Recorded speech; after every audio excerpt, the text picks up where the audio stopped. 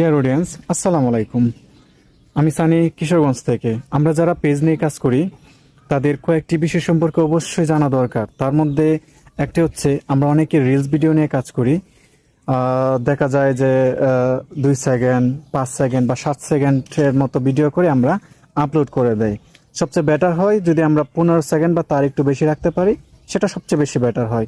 এরপর সেকেন্ড যেটা, সেটা হচ্ছে আমরা অনেকেই রিলসের সাথে গান অ্যাড করি। বিশেষ করে আমরা নতুন যারা আছি তারা মানে বিভিন্ন জায়গা থেকে রিলসের সাথে গান বা মিউজিক অ্যাড করে আমরা ছেড়ে দিই, যেটা আপনার ভিডিও হয়তো ভাইরাল হবে বা ভিউজ পাচ্ছে, বাট সেটা মনিটাইজেশন পাওয়ার ক্ষেত্রে বা সফল হওয়ার ক্ষেত্রে কিন্তু অনেক বড় একটা বাধা। সো মিউজিক ছাড়া ভিডিও আপলোড করার সবাই চেষ্টা করবেন।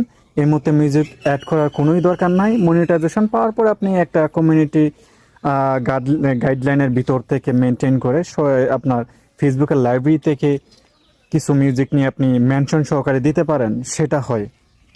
আমি নিজে এই মুহূর্তে আমার রিলসের মধ্যে কোনো রকম মিউজিক আমি অ্যাড করতে, আর আমার ম্যাক্সিমাম ভিডিওগুলোই দেখবেন যে 15 সেকেন্ড প্লাস প্লাস। আর চেষ্টা করবেন উইকলি চ্যালেঞ্জগুলো ফিল আপ করার। সেক্ষেত্রে ফেসবুক মনে করে আপনি সিরিয়াসলি কাজ করতেছেন। আর হচ্ছে যে বিষয়ে আমরা ভিডিও করি সেই বিষয়টা মেনটেন করার ট্রাই করবেন। হয়তো যে আমরা নর্মালি করি কি, এক এক জায়গার মানে আমরা যখন যেটা পাই সেটা ভিডিও করে হুটহাট ছেড়ে দিতেছি।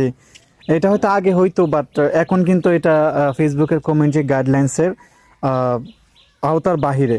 সো আমরা এই হুটহাট যখন যেটা পাই সেটা নিয়ে ভিডিও না করে আমরা যে টপিক আমরা ভিডিও করি, ব্লগ করি, যাই করি, আমরা সেটার উপরে টাকা ট্রাই করব, যেটা ফেসবুকের কমিউনিটি রিকমেন্ডেশনের মধ্যে পড়ে। সো ফেসবুকের রিকমেন্ডেশনগুলো যদি আমরা ফলো করি, কমিউনিটির গাইডলাইন্সের ভিতরে যদি আমরা থাকি, সেক্ষেত্রে আশা করি ইন ফিউচারে কোনো রকম প্রবলেম ফেস করতে হবে না।